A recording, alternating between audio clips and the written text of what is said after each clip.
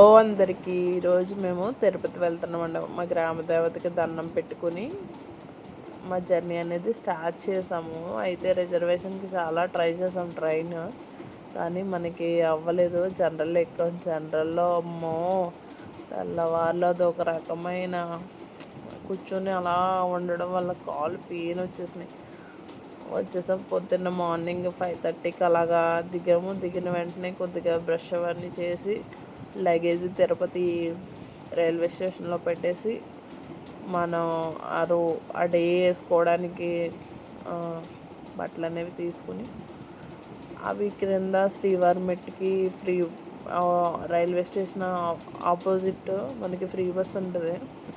ఆ బస్సు ఎక్కితే శ్రీవారి మెట్టు దగ్గర దింపుతారన్నమాట. శ్రీవారి మెట్టు దగ్గర లగేజ్ కౌంటర్ ఉంటుంది.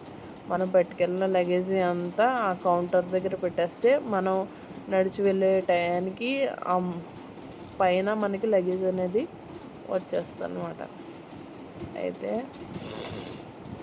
శ్రీవారి మెట్టు మేము ఎక్కడానికి ట్రై చేసాం. అసలు నేను నడుస్తాను అని అనుకోలేదు, కానీ ఆ స్వామి నా చేపట్టుకుని నడిపించినట్టు అనిపించింది. చాలా ఓపికగా నడిచాను. ఇక్కడి నుంచి అంత దూరమే నడలేను. అలాంటిది చాలా దూరం నడిచాను. అలా ఆడుతూ పాడుతూ ఎక్కేసాం. గోవిందా గోవిందా అనుకుంటూ కొన్ని వీడియోస్ అవి క్లిప్స్ గట్రా తీసాను. దారిలో ఏమైందంటే నడవలేక నాకు కళ్ళు తిరిగినట్టు కూడా అయ్యింది. కానీ ఆ దేవుని దండం పెట్టుకుని అలా నడిచాను. నడుస్తుంటే ఆ కుంకుమ నీళ్ళు అన్నీ ఇలా వచ్చి ఏదో అభిషేకం చేస్తున్నట్టు వచ్చాయన్నమాట. చాలా బాగా అనిపించింది. దారిలో చిన్న గోపురం కనిపిస్తే దండం పెట్టుకుని కొద్దిసేపు అక్కడ ఆగి మళ్ళీ నడవడం స్టార్ట్ చేసాం. చాలా వరకు మాకు దగ్గర ఒక టూ అవర్స్ 3 అవర్స్ పట్టినట్టుంది. చాలామంది ఆతుకుప్పరం బిళ్ళలు అంటిస్తున్నారు.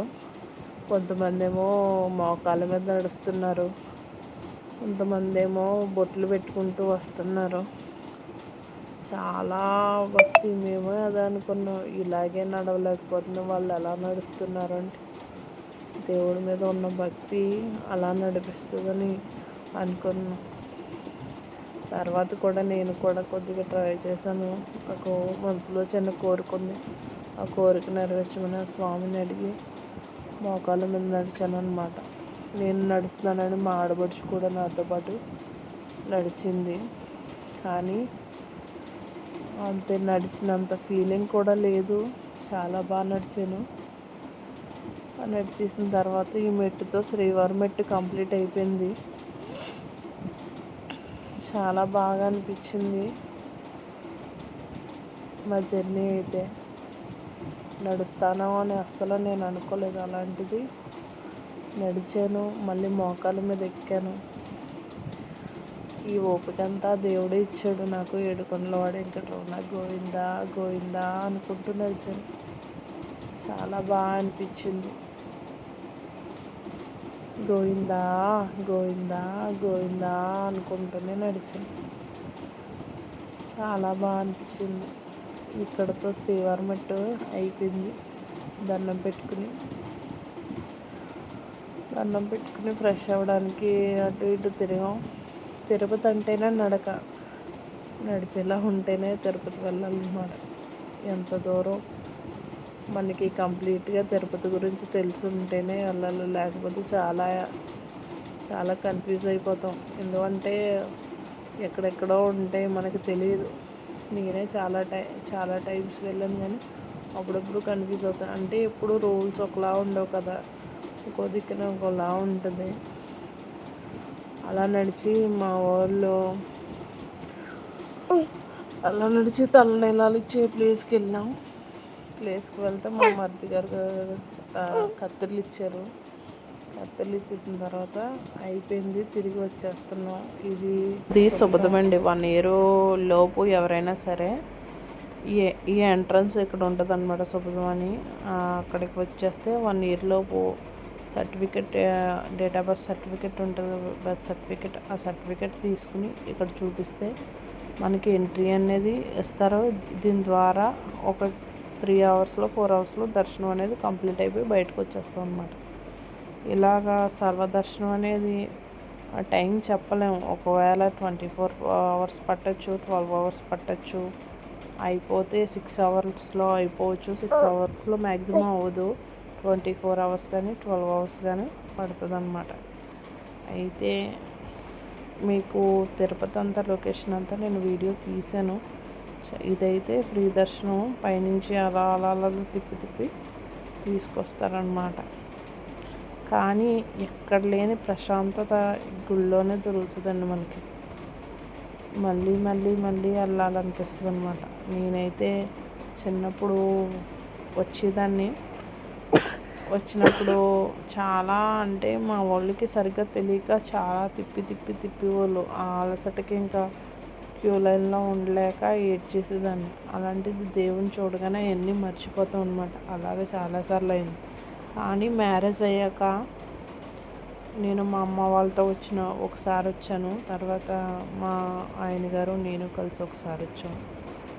తర్వాత ఇది థర్డ్ టైం మ్యారేజ్ అయిన తర్వాత రావడం. అయితే అప్పుడు తెలియని వయసు, ఇప్పుడు తెలిసింది కాబట్టి నేనేమీ బాధపడలేదు, ఏడవలేదు కూడా. అంటే నాకు ఇంకా ఏడుకొండలవాడు వెంకటరమణ మీద ఇంకా భక్తి పెరిగింది. లాస్ట్ 2 టైమ్స్ వచ్చినప్పుడు నాకు అంత అలా అనిపించలేదు, కానీ ఈసారి వచ్చినప్పుడు చాలా హ్యాపీగా అనిపించింది. ఆ స్వామిని చూసి ఏడ్చేసాను కూడా నేను.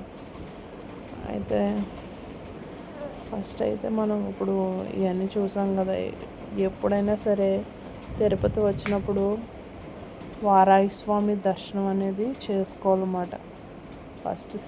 ఫస్ట్ థింగ్ ఏంటంటే మనం కోనేరులో స్నానం చేసి తర్వాత వారాహి స్వామి